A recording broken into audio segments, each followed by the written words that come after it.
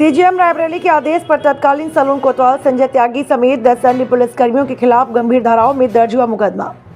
Advocate अर्चना द्वारा दायर फौजदारी मुकदमे के तहत 7 दिन के अंदर प्राथमिकी दर्ज करने का हुआ था आदेश। बीते 7 जुलाई 2022 में सलोन थाने के अंतर्गत केवली महिमा गांव की रहने वाली सीता उर्फ गीता देवी की जमीन पर दबंग भूमाफिया राजेश कुमार की नीयत खराब हो गई थी। सीता देवी की भूमि को राजेश कुमार ने स्थानीय निवासी हमीदुनिशा से बैनामा लिया था, जिसका कथित बैनामा हमीदुनिशा ने सीता देवी के ससुर संतलाल से लिया था। कभी भी जमीन पर काबिज नहीं हो पाए। जब हमीदुनिशा को लगा कि वह जमीन पर काबिज नहीं हो पाएगी तो उसने वह जमीन औने पौने दाम में स्थानीय भूमाफिया राजेश कुमार की पत्नी विद्यावती को बेच दिया, जिससे एक शाम बाद दबंग भूमाफिया राजेश कुमार ने सलोन थाने से सेटिंग बनाकर थाने की पुलिस को साथ लेकर सीता देवी की भूमि पर कब्जा करने पहुंच गए और खड़ी फसल को ट्रैक्टर चलवा दिया, जिसका सीता देवी सहित पूरे परिवार ने विरोध किया तो सलोन पुलिस ने सीता देवी और 19 वर्षीय पुत्री को थाने उठा ले गए। सीता देवी के पति इंद्रपाल जिले के किसान संगठन जय किसान आंदोलन से जुड़े हैं, इसलिए उन्होंने अपने संगठन के साथियों के साथ मिलकर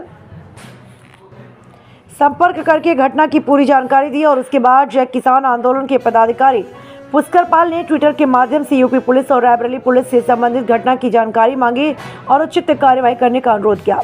दिखाते हैं पूरी खबर विस्तार से।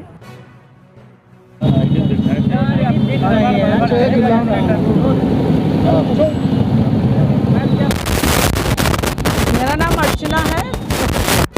मेरी यूनिफॉर्म से आपको दिखता है। मैं सिविल कोर्ट रायबरेली में प्रैक्टिसिंग लॉयर हूँ।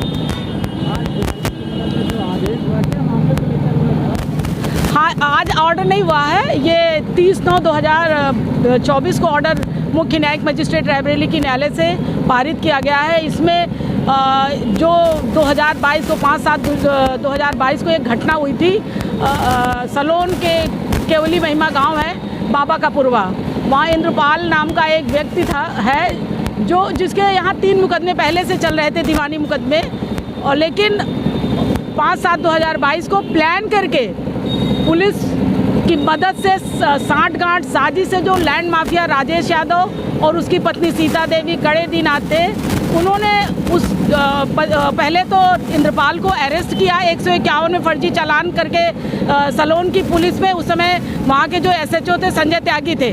संजय त्यागी ने उसे सुबह बोला था कि आप उस ज़मीन का कब्जा छोड़ दीजिए।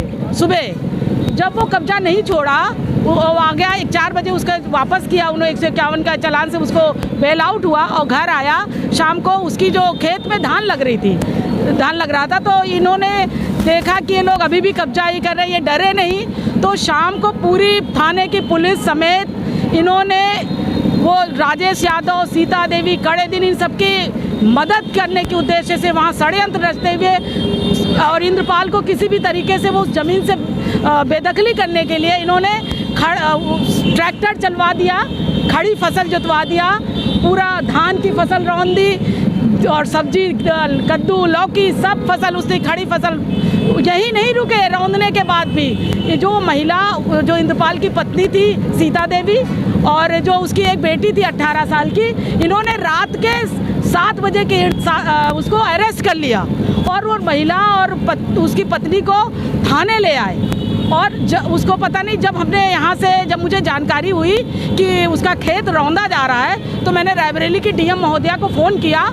संजोग से उस दिन फ़ोन डीएम साहिबा ने उठाया और उन्होंने बेदखली रुकवाई, नायब तहसीलदार को भेजा, जबकि उसमें जो तहसील के एसडीएम साहब थे उनकी भूमिका भी बहुत संदेहास्पद है, लेकिन फिर भी डीएम के आदेश से वो बेदखली रुकी।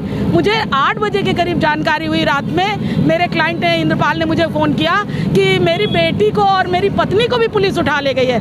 तब मुझे बहुत पीड़ा हुई, बहुत हतप्रभ हुई कि कोई हीनस क्राइम नहीं, कुछ नहीं आया, एक महिला और उसकी जवान बेटी को पुलिस थाने उठा लाई।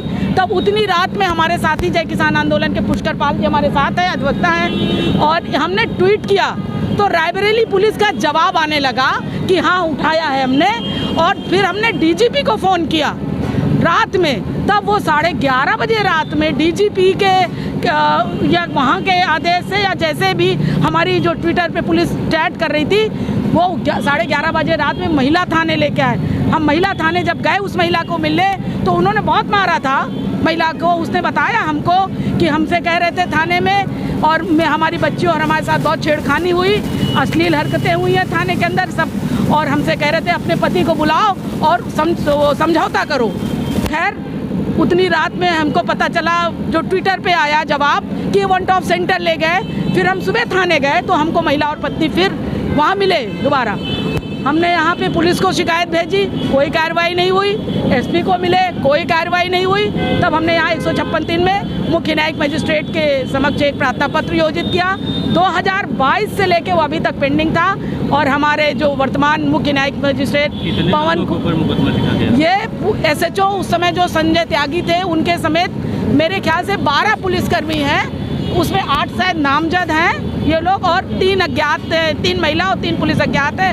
12 लोगों के खिलाफ नामजद रिपोर्ट की धारा कोई बन रही है कि नहीं? देखिए, किडनैपिंग की धारा, क्योंकि पुलिस कोर्ट ने तो ऑर्डर किया है, पुलिस ने FIR की है, 11 धाराओं में व्यक्त दर्ज हुई है। उसमें एक धारा 420 है, उसी में 7 साल की सजा, वही नॉन बेलेबल है, तो हो सकता है। अदरवाइज पुलिस को ही लिखना है। हालांकि मैंने न्यायालय से अनुरोध किया था कि इसमें जो जांच है वो किसी अन्य जांच सक्षम अधिकारी से और से कराई जाए, क्योंकि उसी थाने आप भेजेंगे तो न्याय तो नहीं मिलेगा।